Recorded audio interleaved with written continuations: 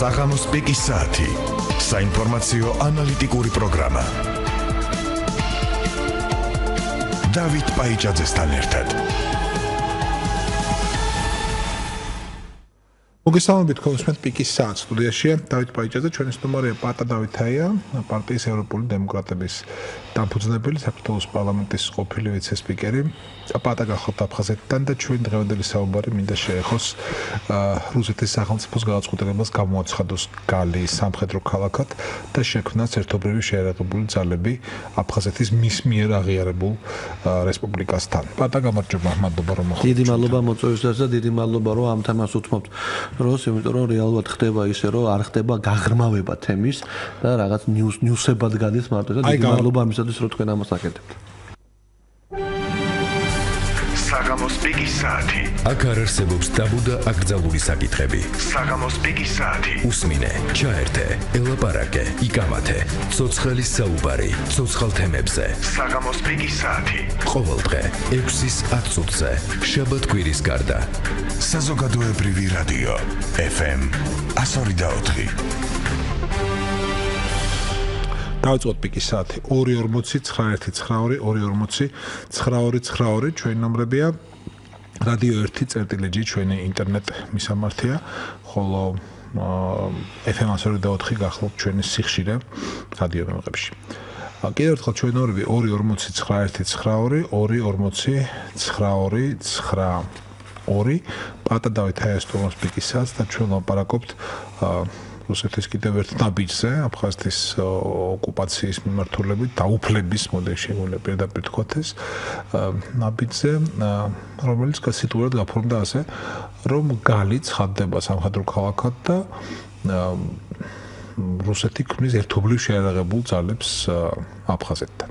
მოდი ჯერ ვთქვათ ეს სამხედრო ქალაქი რა არის? ვაიენნი გარადოკ თუ ვაიენნი გოროდ? რეალურად ჩვენ დავიწყოთ იმით და რატომ მაინც გალი? კი, დავიწყოთ იმით თუ რეალურად რა ფორმირებები და რა ხორციელდება დღეს აფხაზეთის ტერიტორიაზე რუსეთის ფედერაციის მხრიდან და სამხედრო ქალაქთან დაკავშირებით. თვითონ იმ ხელშეკრულება ჩვენ თუ ნახავთ, რადგან პუტინმა მოაწერა ხელი 2 დღის უკან, რაც გაფორმდა, საუბარი არის სამხედრო კონტინგენტის ერთობლივ მმართველობაზე, აფხაზური და რუსული კონტინგენტის აფხაზეთის ტერიტორიაზე.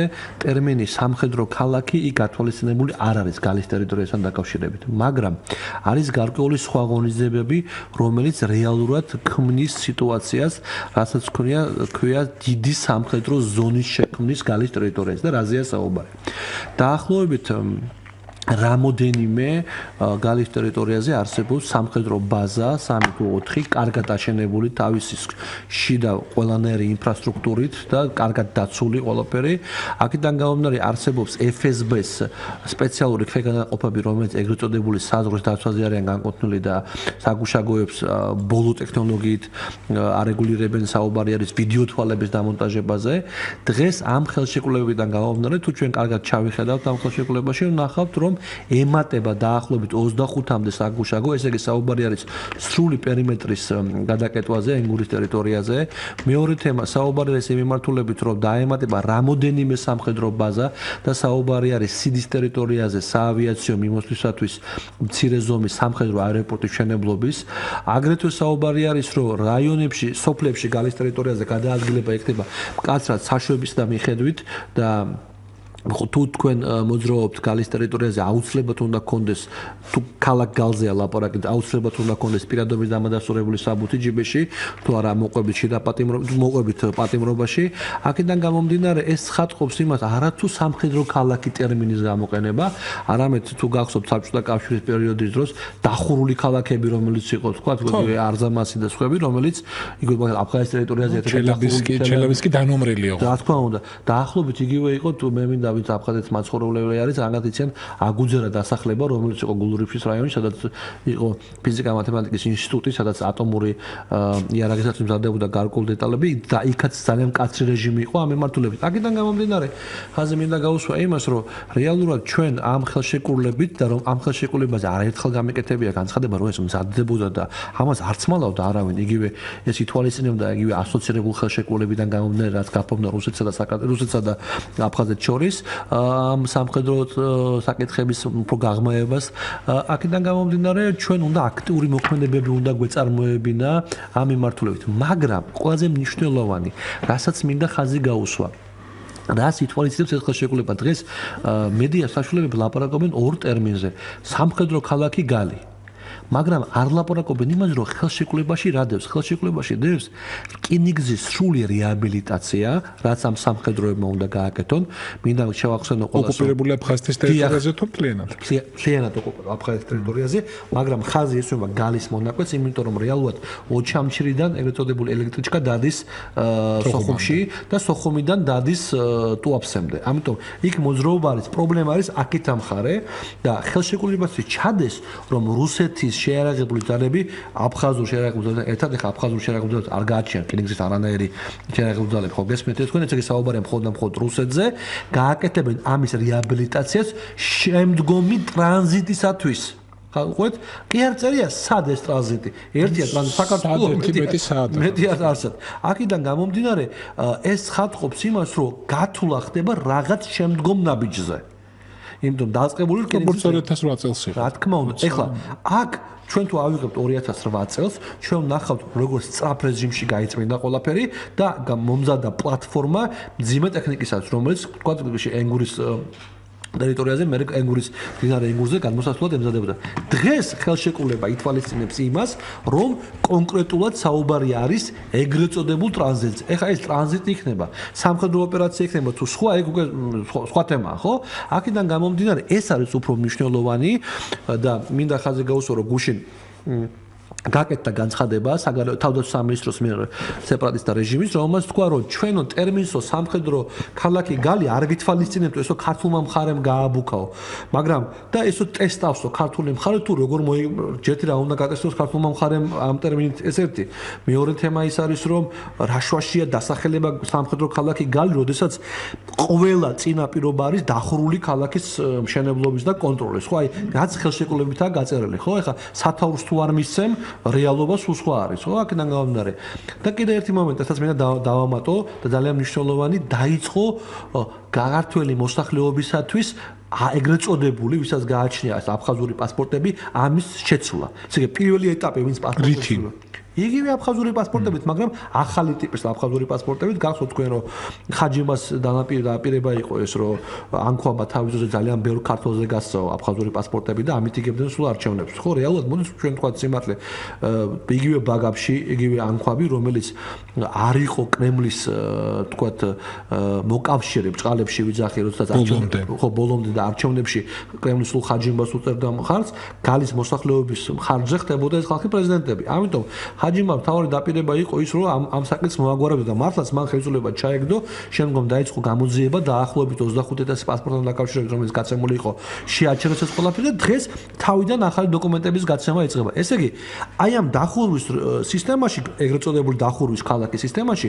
უკვე შიდა კონტროლის საბუთის და ეს კონტროლიც ახალი იქნება რაც ხატყობს იმას რომ მათ შეუძლიათ კიდევ ვიღაცების განდევნა გალის ტერიტორიიდან ვის დღეს დაახლოებით 40000 უმოტივოთ? სულიად უმოტივოთ, იმიტომ რომ რეალურად აქ საუბარი არის იმაზე, რომ ახალი პასპორტის არაღებაში თქვა იმისა, რომ ეს თქვა ეგრეთ წოდებული ძველი აფხაზური პასპორტი ყალბია. ან ეთნოწმენდის გაგრძელება შეიძლება ამას უწოდოთ თუ შეიძლება არ იყოს ეს სროლით მაგრამ ის რომ შენ არ გაცხოვრებენ და გაიძულებენ საბუთი თუ არა გაქვს აი ამ დახურულ სამხედრო სისტემაში არ ცხოვრობ, გახვიდე ხო ტერიტორიიდან. თავისუფლად შეიძლება მოხდეს. ეს მოსახლეობა რომელიც გალის ტერიტორიაზეა 24 საათიდან დეტოლის ქვეშ არის. 24 საათიდან დეტოლის ქვეშ. აქედან გამომდინარე, მაგრამ ეს ხალხი ცდილობს რაღაცნაირად შეინარჩუნოს იგივე ქართველობის თემა, მარტივი მაგალითი არის იგივე ქართული ენის აკრძალვა. ხო სკოლებში რაც ძალიან პრობლემატური თემა იყო და დღეს სექტემბრიდან უკვე ქართული ენა არ არის იქ გალის ტერიტორიის სკოლებში. ამიტომ დაუტოვეს დაწყებით კლასებს და მერვე კლასიდან ამოიღეს იცით თქვენ და ისიც თხოვენ რომ აფხაზური სისტემით იყოს იგივე წიგნებით, ასე თქვა ქუთაისი აფხაზური დედაქალაქი როგორც ამ სისტემით სწავლება და არა ეს ლაპარაკი ქართულ განათლების სისტემაზე, რომ ქართულ წიგნებზე იქ საუბარი.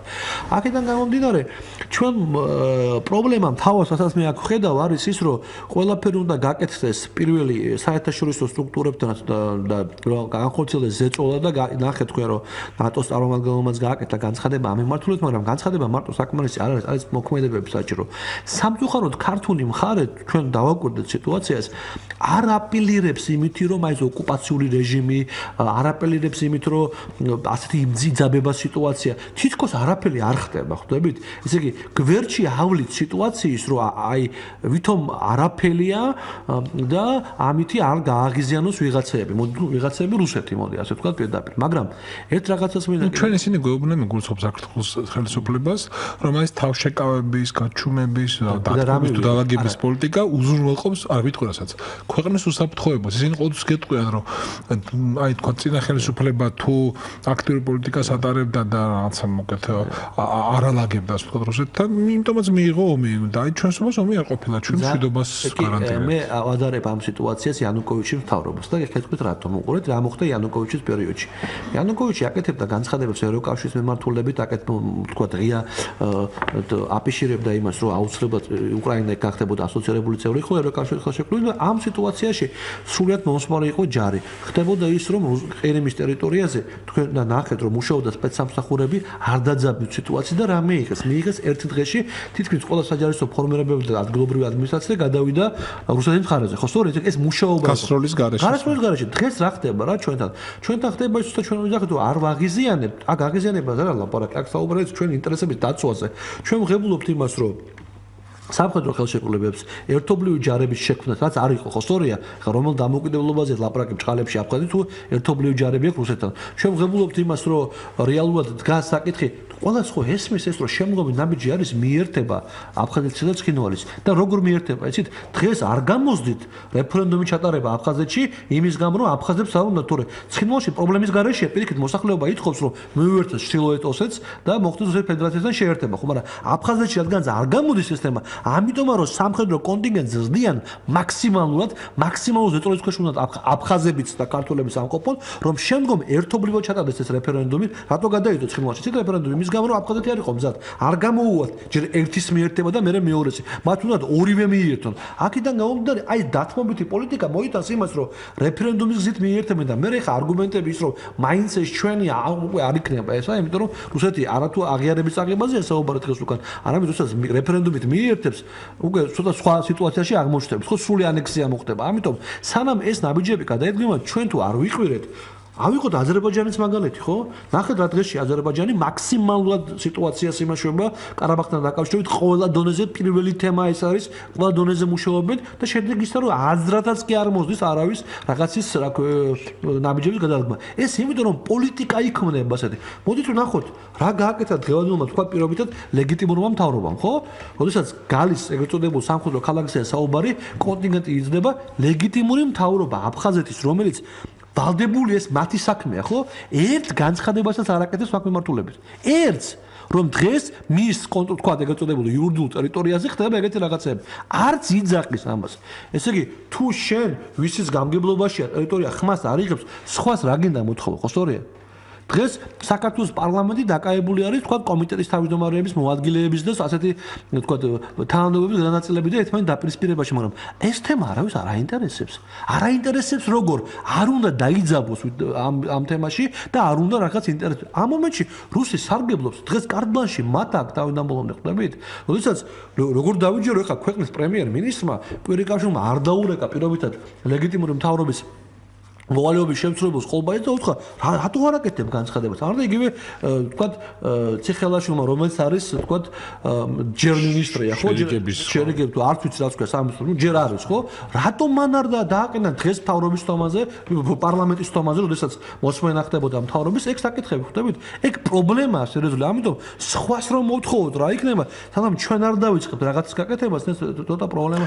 რაღაცის გაკეთებას შეიძლება დავარქვათ სახელი, იმიტომ რომ საქართველოს ინსტრუმენტარია არ არის ხა ძალიან ფართო და ეფექტიანი ამ შემთხვევაში. ჩვენ რა გვინახავს არაღიარებისკენ წარმართული პოლიტიკა, რომელიც იყო საგარეო და უსაფრთხოების პოლიტიკის ნაწილი ქვეყნის, მე ხელისუფლება შეიცვალა, ხედავთ დაალაგების პოლიტიკას და ჩვენ განვიმერო დაალაგდა რა. მაგრამ აი აგერ გალიცხადდება როგორც თქვა სამხედრო ქალაქად, ხო? ამიტომაც ერთს ვამბობ, მოდი ასე დავსვამ კითხვას.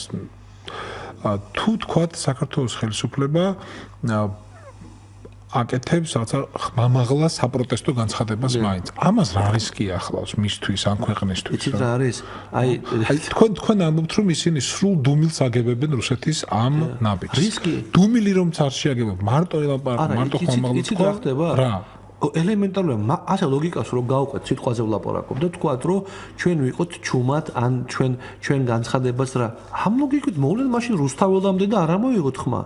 თქვა პუტინმა გუშინ ძალიან მარტივად, როცა თქვა ცნობილი კადრები რაც გალის პატარა ბავშვებს რო ხდებოდა ნიჭიერ ბავშვებს და შეეკითხა რომ ვიღაც ბიჭი იყო რომელმაც კონკურსებში გაიმარჯვა გეოგრაფიასა და რო შეეკითხა საზღვარი სადაც თავდებაო რუსეთის და ბავშვმა უპასუხა გეოგრაფიულად ბერინგის სრუტე და რა პუტინმა უპასუხა რუსეთის საზღვარი არცად არ მთავრდება უსაზღვრო არისო აქედან გამომდინარე ეს ხუმრობა კი არ არის ეს რეალობა, რომელსაც ეს ადამიანი ცდილობს მოიყვანოს რა ჩვენთან დაკავშირებით. რეალობა რა, რეალობის რაც მას მიაჩნია. არა, მას მიაჩნია, მაგის თქმა მინდა. აბას ცადოს და არ დაამთავროს ბერინგის სრუტესთან საზღვარი რა. ვისახი რომ ჩვენ ითო გავუსიხათ რომ ჩვენს ჩვენს მიმართებაში ცდილობს ეს თემა გამოიყენოს, ხო ეს ეგრეთ წოდებულ ჭყალებში უსაზღვრობა, ხო აქედან გამომდინარე. ამიტომ ლოგიკა იმაში რომ ჩვენი თავი უნდა დავიცვათ და ღიად თქვა ნუ გვეშინია ამისი. ნუ გვეშინია იმისი რომ მარტივ ანგლეთს მოიყვანოთ ცოცავი ოკუპაციის თემა. ცოცავი ოკუპაცია დაიწყო 2012 წელს და რატო დაიწყო, იცით? 2008-2012 წლებში, როდესაც ჩვენ მქონდა საომარი მოქმედებების შემდეგ საგუშაგოები და იყო პატრულირება, ხო, თავიდან ბოლომდე. დაახლოებით 68-დან 12-მდე 70-მდე პოლიციელია მუტალი, რატომ იცით? იმიტომ რომ ბოლომდე იცავდნენ ბრძანებას ემორჩილებდნენ, არ ისროდნენ, თუ იქიდან პროვოკაცია იყო, მაგრამ ამ ბიჭების სიცოცხლის ხარჯზე 1 სანტიმეტრის გადმოწევას არ ყოფილა. ხვდებით? ეს მე პარლამენტში გამოდიდი ვიძახოდი პირიქით, ცუდია ჩვენ არ უნდა გვეშინოს, მაგრამ იყო რომ არ ცეცხლის არ გახსნის მომენტი. რა მოხდა 68 ადამიანია დაღუპული. 70-მდე პოლიციელია დაღუპული მთელი ეს 4 წლის პერიოდში. ის აქტები, რაც ხდებოდა სტროლების, სნაიპერი, პედანიშნულების რაზმი, თუ ეს ხო სტატისტიკა, ჩვენ ვიტყოდით რომ მოხდა აფეთქება, დაიღუპა ამდენი ისროლის დაიღო ერთი დაიღუპა ერთი, მაგრამ ჯამში რო აიღო დაახლოებით ამდენი ადამიანი დაღუპული. ომის მერე 2008-დან 2012-ში რა მოხდა? როა ჩვენ საგუშაგოები მოხსენით და დავტოვეთ პატრულება. აი ამ მომენტში დაიწყო პირველი მცოცავი ოკუპაციის გადმოწევა და მაშინ მე ვთქვი ეს იყო ნავთო, მაშინ იცით თქვენ რომ ბიპის ნავთოსადენი ბაქუ-ჯეიქანის დაახლოებით კილომეტრი რჩებოდა თქვა ოკუპირებულ ტერიტორიამდე. დღეს გამოდის რომ კილომეტრი და 200 მეტრი ნავთოსადენის კონტროლებადია უკვე ოკუპირებული ცხენვალის რეგიონის მიერ, სეპარატისტული რეჟიმის მიერ. ესე იგი, მათ პირველი გადმოწევა როცა გააკეთეს საზღვარი 50 მეტრი. მე ვთქვი ეს არის ტესტი იმისა, რომ ნავთობსადენის აღება უნდათ. იმის შემდეგ 5 კილომეტრი გადმოიწეს ჯამში რო აიღოთ ეს ყველაფერი და დღეს დარჩა 140 მეტრი ტრასამდე თბილისის ზუგდიდი ავტომატის დაფარვის ზონა ნებისმიერი შეიძლება ავტომატი დაჟდეს და ისროლოს და ჩაწყილოს მანქანაში მჯდომ და პასუხს არ აგებს, იმიტომ რომ ეს უკვე ოკუპირებული ტერიტორიაა. როდესაც ამაზე ღიად საუბრობდი, რატო საგუშაგოები, რატო მოხსენეთ, მეზობელს გადაუწევს ღომეს თუ არ აკონტროლებს მინიცის ნაკვეთს, ხო? ეხლა შემოიღეს საგუშაგოები 2015 წელს, როდესაც 140 მეტრო დარჩა ტრასამდე. ეხლა სვამ კითხვას, ვინ უნდა აგოს ამაზე პასუხი? საბრძოლო მოქმედებების გარეშე რამოდენიმე კილომეტრიანი ზონით აღებს. იქაც იყო არგუმენტი, ჩვენ ხო ომს ხო არ დავიწყებთ. მაშინ ეს ბიჭები რატო დაიღუპა ეს პოლიციელები, რომელიც სამაგეროდ ჩვენ გაუფრთხილდით ადამიანის სიცოცხლეს გეტყვიან. და 140 მეტრო, რომელიც დარჩა, რა თქმა უნდა, გორის შემოვლითი სოფელ გზითაც შეიძლება ზუგდიდში სიარული პრობლემა არ არის. მაშინ რაზია სახელმწიფო ოჯახი რა არის? ოჯახი არის, ოდესაც შენი სახში ხარ, ცოლი ყავს, შვილი ყავს, ქმარი ყავს და იცავ შენ ოჯახის სიწმინდეს, ხო სწორია?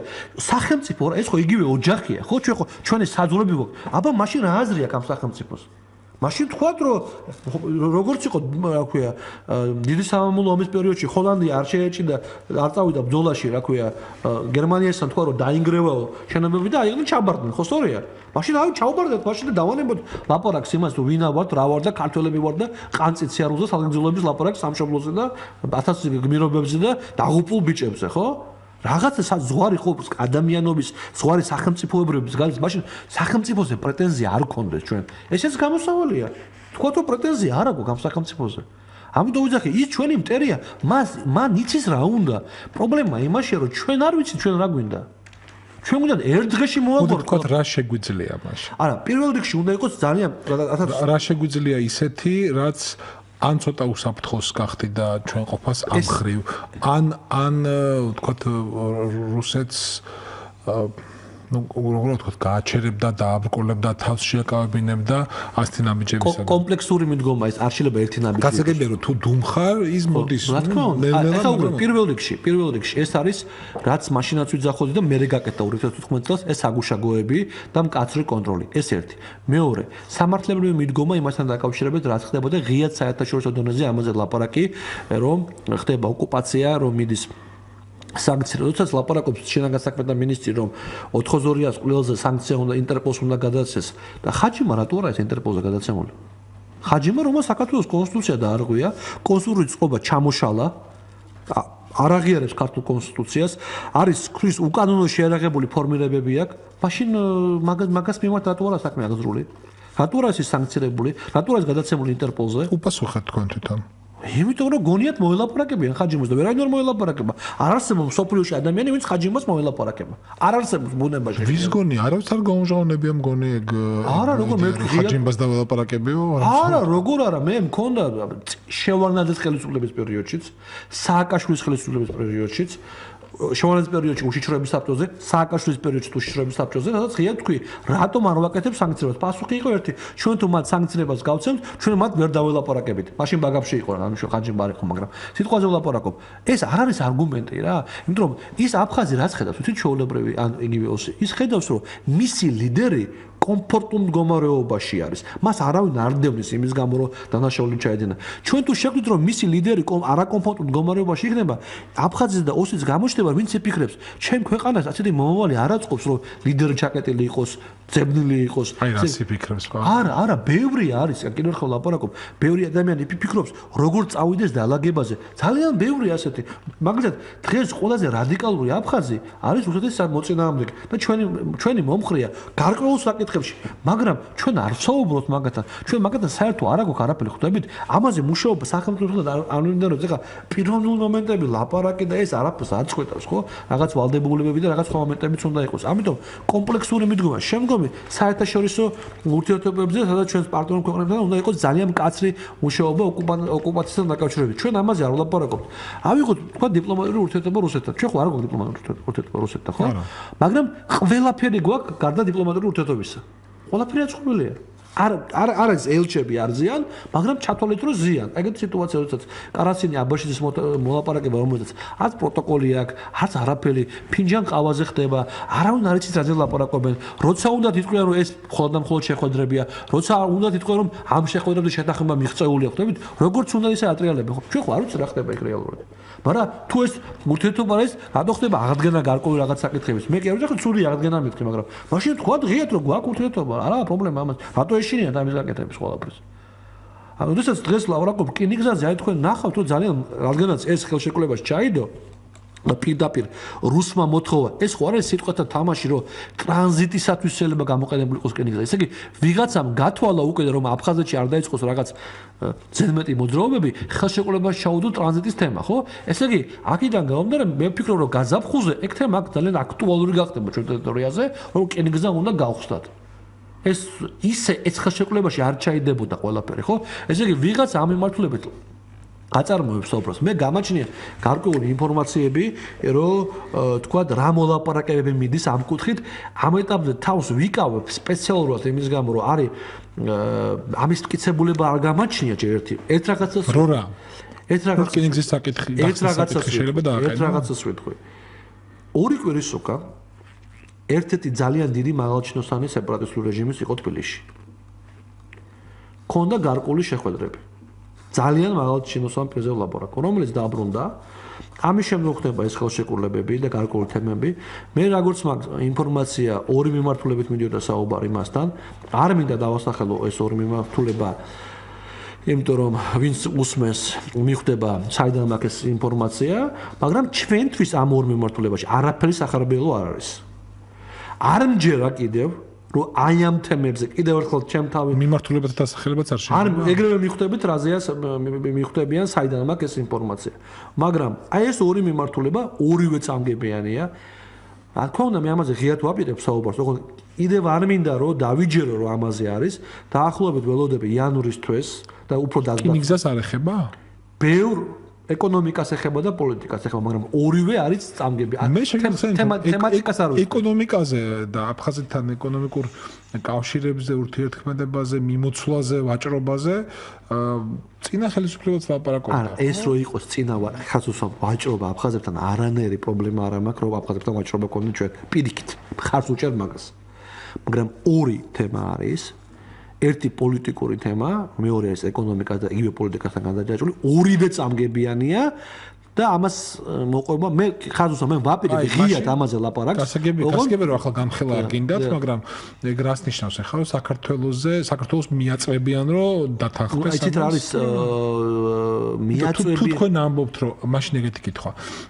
მოდი ასე ვთქვა, მაგალჩინოს სარგებელი თუ საქართველოს არაფერი არ არის. თქვენ ძალიან სწორად ეს თქვენი თვალსაზრისით თუ როგორ ფიქრობთ ეს არის საქართველოს ხელისუფლების ხედვაც რომ მე აქედან სარგებელი არ მაქვს, მაგრამ ორი მომენტი თქვენ ძალიან სწორად გაუსვით ხაზი იმ თემას, რომ საქართველოსთვის სარგებლის მომენტი. როდესაც ეს შეხვედრის ერთ-ერთი მთავარი ორგანიზატორი იყო რუსეთის სპეცსამსახურები და რუსეთის სპეცსამსახურების წარმომადგენლიც იყოფებოდა ამ სეპარატულ ლიდერთან ერთად თბილისში. ხო, მარტო ახლა იმას ეს არა, ეს და ის გამოდის მხარეთ, ორივე მხარეთ.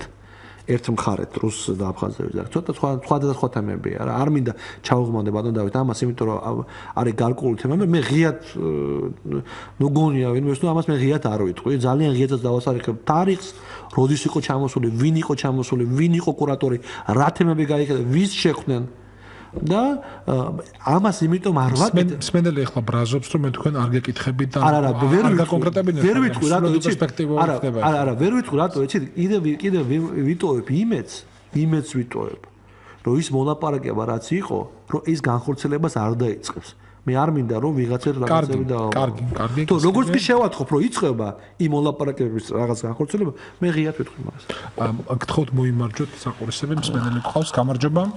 Salam baton David. გამარჯობა. Salam baton Batastan. ეს შეგითხო მაქვს. Baton Bata. ამბობს წოდება ინფორმაცია თითქოს აფხაზეთის დაცემ ტერიტორიაზე რუსის ყოფნა ძალიან აღიზიანებს აფხაზებს და ამიტომაც გაის ქართველები დასახლებულ ტერიტორიაზე აკეთებენ ამ სამხედრო ქალაქს. რამდენად მასალ მიგაჩნდეთ ეს და თუ აი აფხაზებთან რამე კონტაქტი თუ აქვს და მას აღიზიანებს უზეთ ფიქრობთ.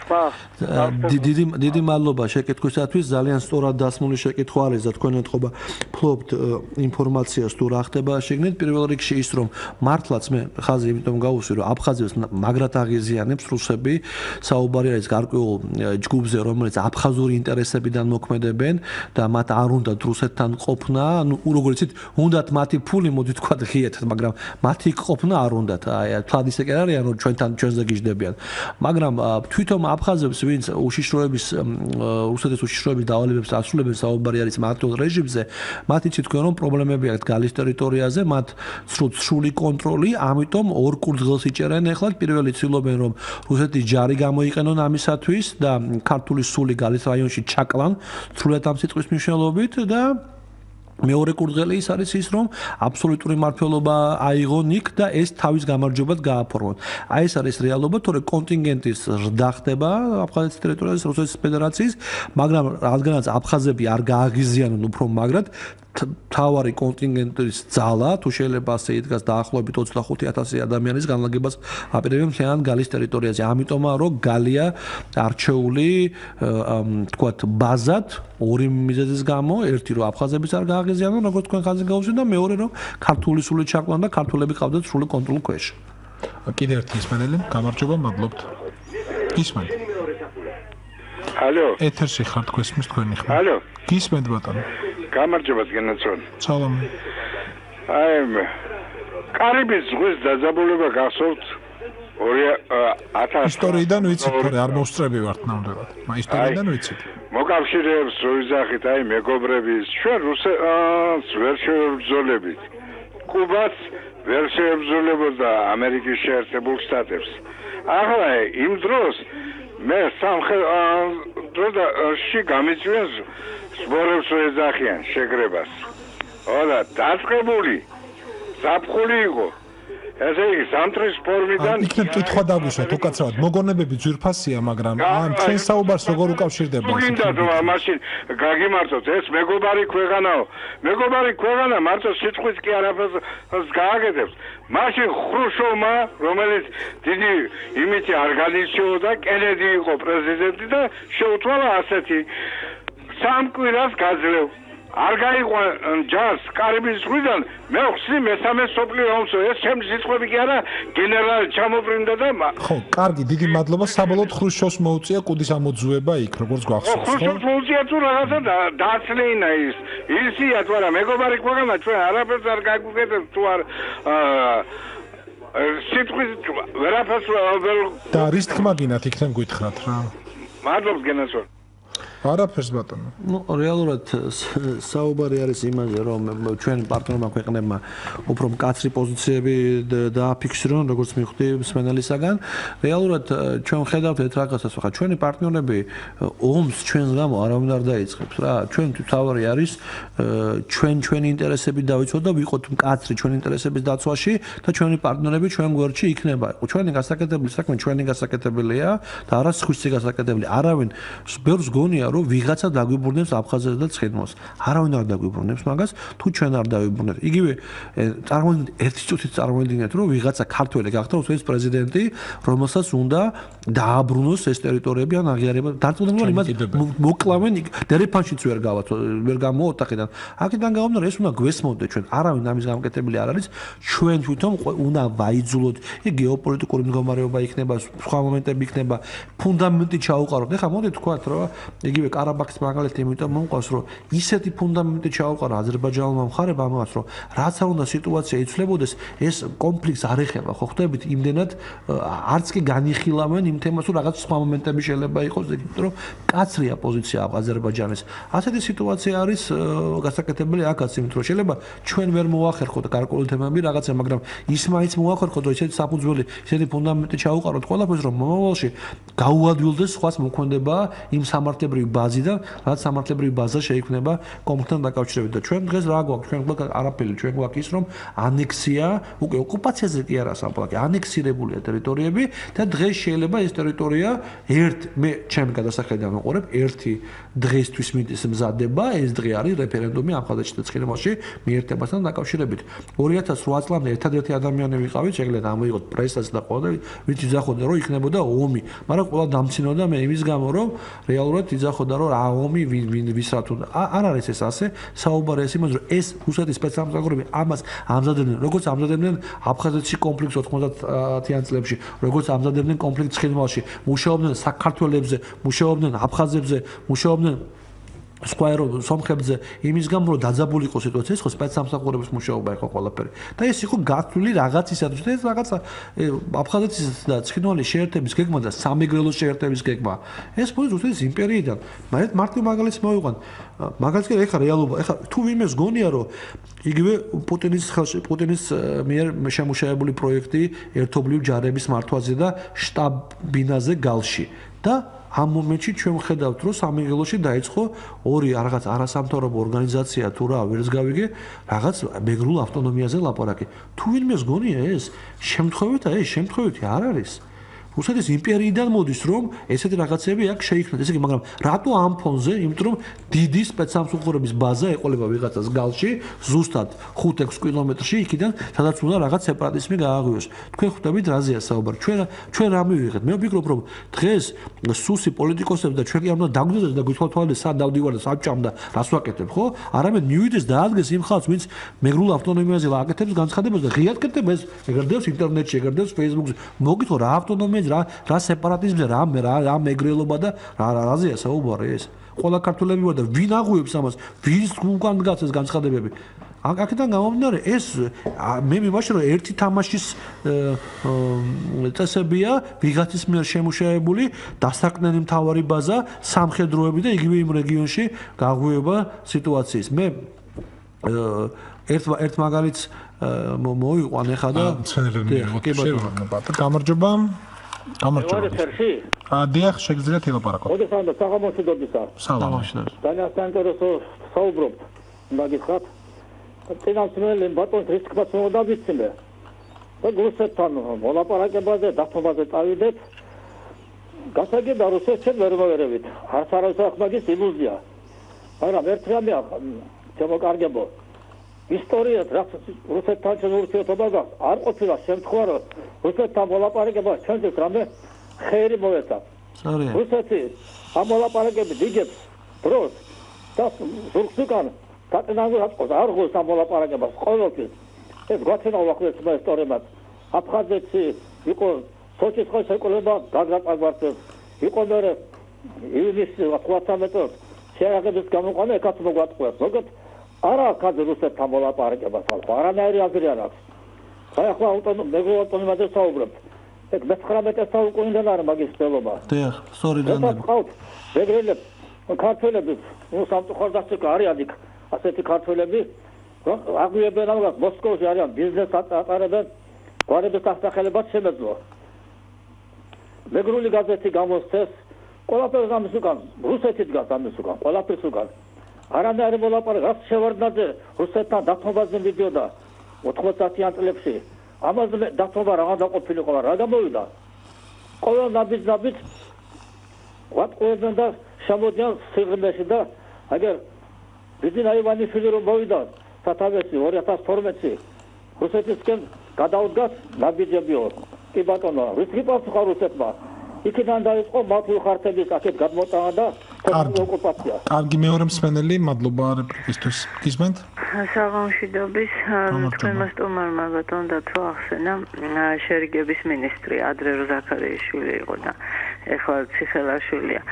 აი მე მინდა რა გითხრათ იცით რომ აი ეს სამინისტრო მიზან მიმართულად რა აი მისი ეგიდის ქვეშ მიდის როგორი რაღაც ეხლა იარაღზე და რაღაცაზე ხო არ იქნება ლაპარაკი ესე იგი მთელი გულით სულით აფინანსებენ ისეთ პროექტებს სადაც ეუბნებიან თქვა აფხაზებს აი ქართველთა მოძულე და ვისაც ჩვენთან ერთად არ გონია რომ სახელმწიფო ქონდა ოდესმე აი იმათ რომ ჩვენ ტერიტორიაზე არის მათი კულტურის ძეგლები გესმით რა არის და რომ თვითონ ციხელაშვილმა თქვა რომ ჩვენ უნდა დაუბრუნოთ მე ვუთხარი შევპირდი მათი ჟენევის ფორმატში რომ მე არ ვარ ისტორიკოსი და ხელოვნებაცოდნე მაგრამ დაველაპარაკები ქართველებს რომ რას ჩვენს იმაში არის ტერიტორიაზე თქვენი ძეგლები გესმით რა არის აი ესეთი პოზიცია და ეხლაც აი ოსეთთან დაკავშირებით იყო ოსურ ქართულ ურთიერთობათა კონფერენცია და გამოდის საქართველოს წარმომადგენელი მაგ სადკოევა ვინმე ნუნუ რომელიც არის სპეციალისტი, ის არც დოქტორი, არც მეცნიერი და აი უბრალოდ სათაურს გეტყვით და ეს მიდიოდა ქეთევან ციხელაშვილის აი მაგ სამინისტროს ეგიდით რა, მისი მფარველობის პატრონაჟის ქვეშ. ესეთი სათაურს გეტყვით მარტო. ესე იგი, საქართველოს მუზეუმებში დაცული მასალები, არქეოლოგიური მასალები ცხინვალის რეგიონიდან. გესმით რა არის? ანუ აი რომ დაწერო რომ საქართველოში დაცული მასალები თქვათ იმიდან რა ქვია ინგლისიდან ან რაღაც გესმით რომ რაღაც ესპანეთის რაღაც იმიდან აი ესე ხდება და ეს მიდიოდა კონფერენცია თბილისის სახელმწიფო უნივერსიტეტში და მე ამასთან დაკავშირებით შეხვედრა ძალიან ბევრჯერ ვითხოვე უკვე დავიღალი ამ ციხელაშვილთან რეკვით და ისა სულ გადამიდო აი 1 ნოემბრიდან ყოველდღიურად ველოდები მასთან ამ საკითხის შეხვედრას და არ მიიღებს და რო იცოდეთ და რაღაცა ხო შეიძლება რომ იმოქმედოთ თქვენც რა დიდი მადლობა ამ თემისათვის იმიტომ რომ სიმართლე რომ გითხრათ მე არ ვიცოდი თუ ასე მწვავედ იდგა ეგ საკითხი და არ მქონდა ინფორმაცია თუ ასეთ დონეზე ვიღაცა განიხილავს იმას რომ ჩვენი კუთვნილი ხაზმინდა გაუსვა თუ რამე სამუზეუმო ექსპონატი არსებობს ეს არის საქართველოს კუთვნილება როგორც ცხინვალი როგორც სოხუმი არის ჩვენი კუთვნილება ამიტომ იქაური დოკუმენტი არის საქართველოს კუთვნილება დღეს ეს ორი რეგიონი არის ოკუპირებული ეს ორი რეგიონი დღეს არის იმ ადამიანის ხელში ვინც არ ცნობს ქართულ კონსტიტუციურ წყობილებას ვინც ანადგურებს ქართულ ძეგლებს აქედან გამომდინარე მათთვის რაღაცის გადაცემა საქართველოს კუთვნილების რომელიც იმ რეგიონიდან არის და იყოფება საქართველოს მუზეუმებში კატეგორიულად მიუღებელია ამის განხილვაც კი მე ხაზს მსმენელს დიდი მადლობა რომ ეს ინფორმაცია მომაწვევთ მე ძალიან სერიოზულად დავინტერესდები ამ თემით და აუცილებლად გავაკეთებ რეაგირებას იმიტომ რომ ხაზი მინდა გაუსვა რა გაუკეთეს ილორის წმინდა გიორგის ეკლესიას. ყველა ვნახეთ. რა კეთდება დრანდის ციხეში და დრანდის სამონასტრო კომპლექსში ყველა ვნახა. ეს აქედან გამომდინარე დღეს მათთვის გადაცემა რაღაც სადაც შავი არქეოლოგია ყვავის აფხაზეთში და ცხინვალში მიდანთ არა, მაგრამ აფხაზეთში ყვავის შავი არქეოლოგია, მთელი მუზეუმები რუსეთის ფედერაციის აკეთებენ ექსპედიციებს აფხაზეთში და არავინ არ აკეთებს აღნუსხვას სადმირის ყველა გამთარ. ერთადერთი ადამიანი იყო ანქვაბი, რომელიც არ უშობდა მუზეუმის წარმომადგენლებს აფხაზეთის ტერიტორიაზე. დიდი ჭიდაობა ჰქონდა. დღეს ეს თავისუფლადაა ყველაფერი. რამდენჯერ დაესხნენ თავს? 7 ჯერ როგორც მოსულს. 6 ჯერ არის აფეთქებული და ნასული. ერთადერთი იყო ამ ცოცხალია. აფხაზეთში. ანქვაბმა როგორ გააჩერა, იცით? ამ შავი არქეოლოგების ის უზრუნველყოფდა მათ გადაადგილებას აფხაზეთში და შემოყავდა, იყო ტურისტული კომპანია, რომელსაც ხელმძღვანელობდა არძიმბას ქალიშვილი. მან არძიმბას ქალიშვილი, რომელსაც გადაქონდა კულტურული მემკვიდრეობის რაღაც ძეგლები, რომელიც მოპოვებული იყო აფხაზეთის ტერიტორიაზე და მუზეუმიდან, დააკავა საზღვარზე. ჩასვა 3 დღით, ეს ყველაფერი დააბრუნა, გაუშვა არძიმბას ქალიშვილი, რაზეა საუბარი, მაგრამ ამით აჩვენა თავისი ძალაუფლება. ხაზმინდა გაუსვა, დღეს ეს ყველაფერი ღია. თქვენ შეგიძლიათ ნახოთ NTV-ზე გადაცემა, როგორ ყვავი შავი არქეოლოგია სოხუმში და როგორ გააქვს ჩვენთან ეს ყველაფერი.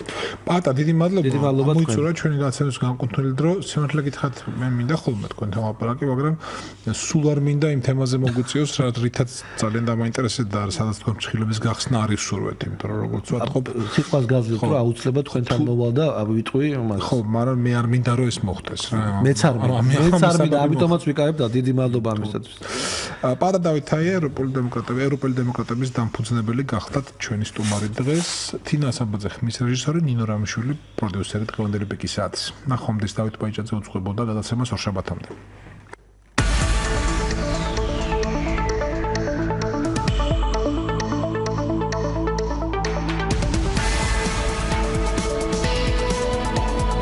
საღამოს პიკის საათი. საინფორმაციო ანალიტიკური პროგრამა. დავით ბაიჭაძესთან ერთად.